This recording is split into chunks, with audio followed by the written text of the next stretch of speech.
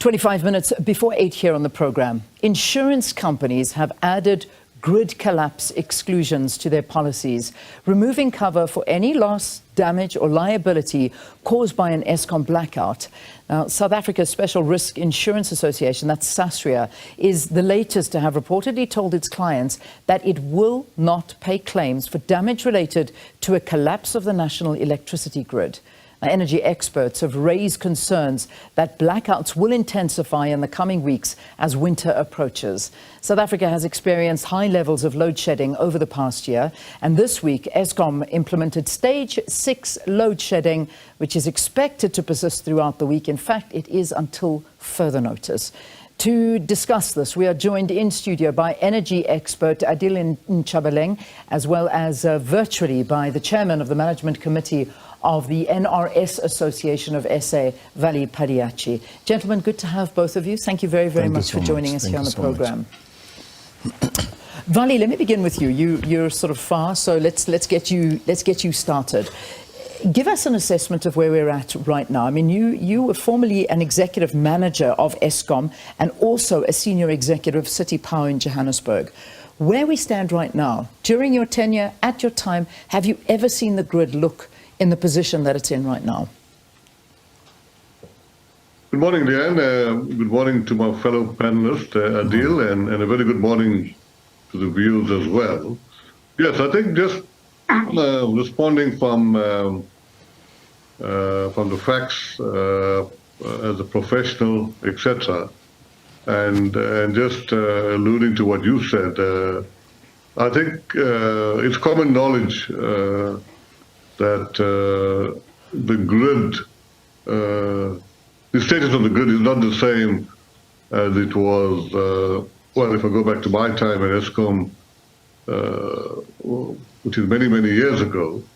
So currently, factually, if we talk on two parameters, if you look at the energy availability factor, we are right down. We are in the middle 50s, and I think it's 55, 56%.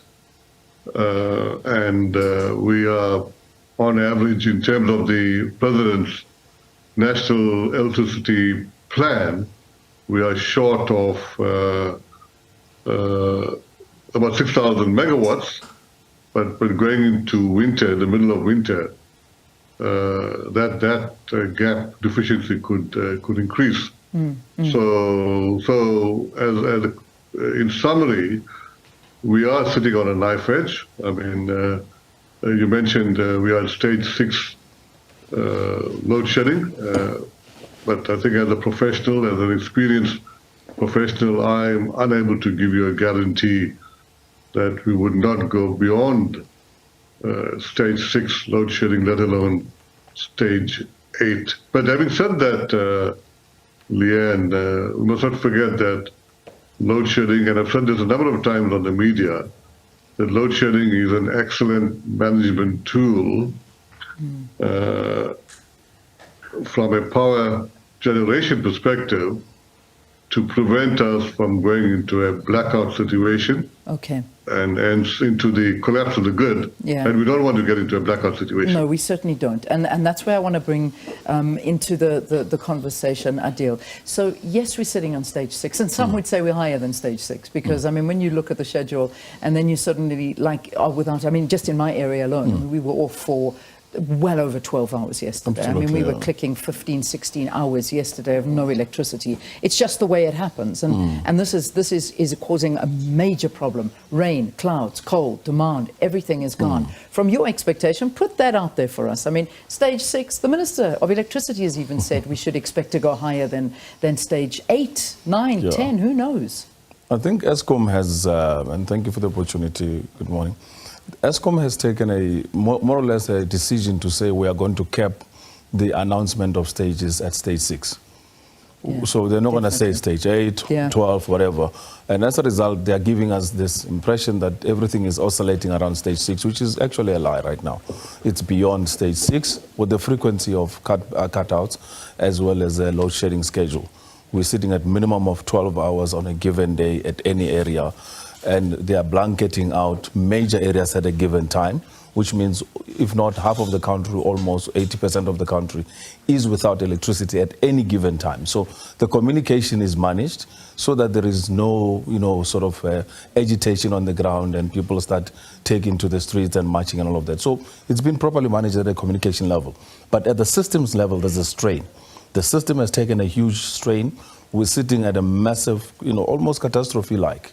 You have over 50% of your generating capacity not available, which means you're literally running on a 50% blackout at any given time. So, people don't want to exaggerate it, but it is exaggerated at the level. That is why you're seeing insurance companies, mining companies, you're seeing industrial companies, all of them are at a prepared level, which means at any given time, the likelihood scenario is there could be a frequency drop, and if that frequency drop, the entire grid will collapse, which means they'll have to literally switch it off in order to correct the frequency level. So this has been, this is the reality. We've been hearing about this grid collapse and worrying if it's going to happen. People still sticking by the story that it is a very low likelihood it'll happen. So we will add that in. However, when we start seeing insurance companies now sending us an update to all of our policies, and that happened to us this week as well, saying that we will not cover anything if it is the result of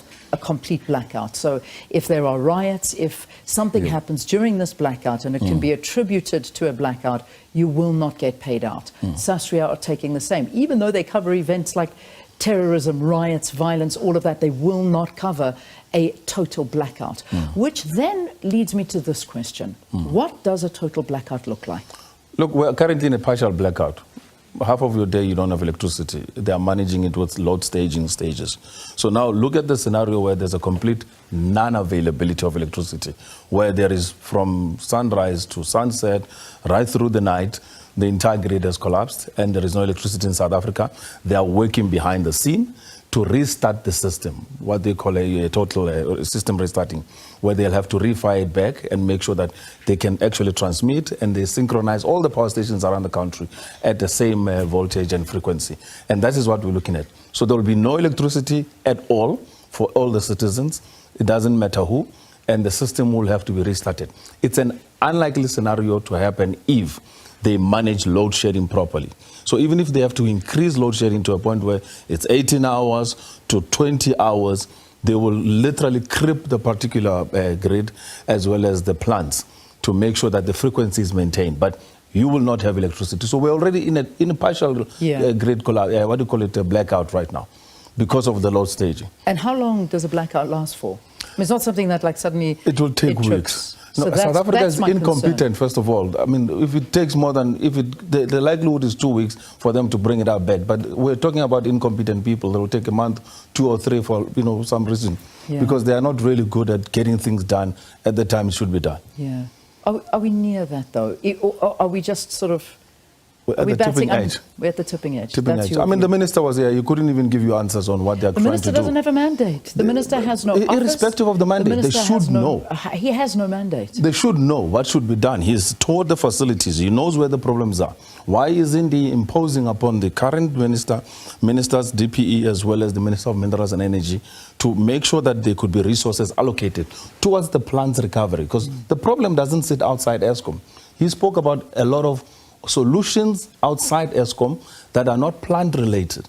The current problem of load shedding is squarely in the plants that are unavailable.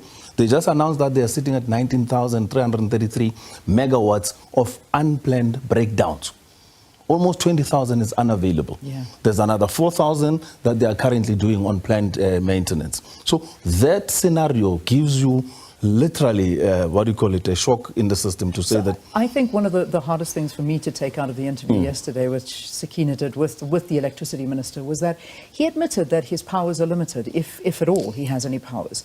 So my sort of suggestion to him would be then, okay, if your powers are so limited you can't do anything, then quit your position. Why was he appointed? Why were you appointed? Because it looks like they're doing something about the situation. They're not. B, leave the salary behind that you're earning as a minister and all of the perks that come with it, and walk away and say, you know what, you're just putting me here as a face to be shouted at and spoken to, and I've got no powers. If that's how passionate you feel about fixing it. Totally. Do you feel the same? I feel the same, because they either setting him up to fail, and he is going to fail. It's a given fact. Vally, I know you want to come in and talk. I'd love to hear your views on this. Vally, give us your views. Yes, Leanne, I think I need to come in because, with due respect, I'm not sure if Adil has worked in the power station. If he's worked there, then I must apologize for making this comment. I'm not sure if he's worked in a power station, but I think we must just be careful that the comments that he's making is not accurate. And if you give me a few minutes, I need to explain what a potential blackout is and what are the stages being called. If you can give it to us in the quickest way. We don't have too much time, but it is important, Vally, if you can tell us what that blackout looks like from your perspective of working there, but we don't have too much time, so if you can keep it quite summarized. Yes, I think you just need to give me a few minutes, because let me take a step back. How does a load shedding stage is called?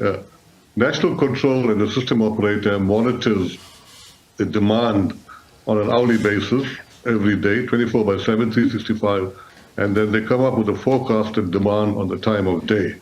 And based on the forecasted demand, they look at what's available to mitigate that forecasted demand. And National Control uses a number of steps before they declare an emergency, which declares a load shedding stage. And part of that steps is to look at the existing supply, look at load curtailment, etc., etc.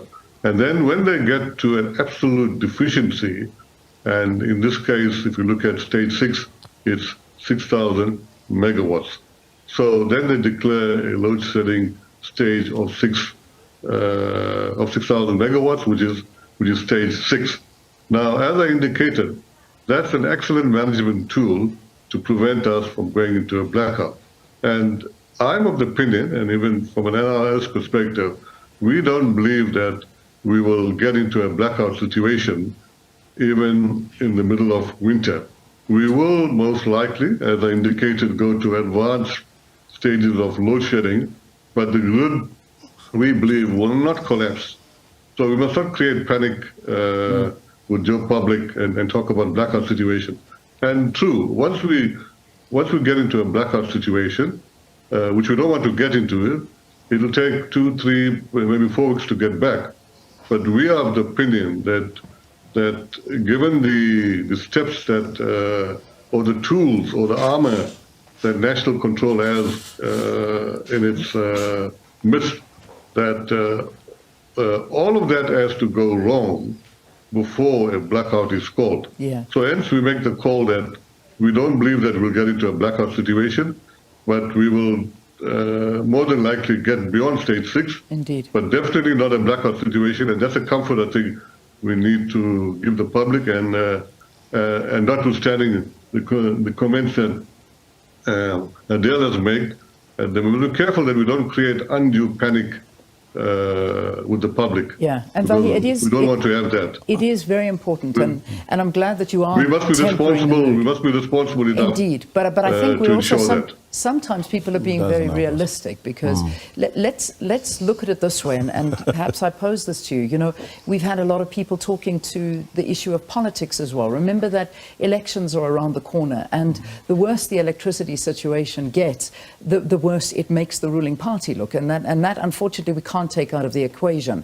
There were talks earlier that, you know, we would sort of create less load shedding because we instituted this Minister of Electricity. Suddenly we went down to stage 1 and 2, and even days we didn't have load shedding, and then suddenly it all of a sudden hit us on the face, stage 6 until further notice. And this was people saying that this was just too much. We shouldn't have done that. Now, perhaps you know more than we do.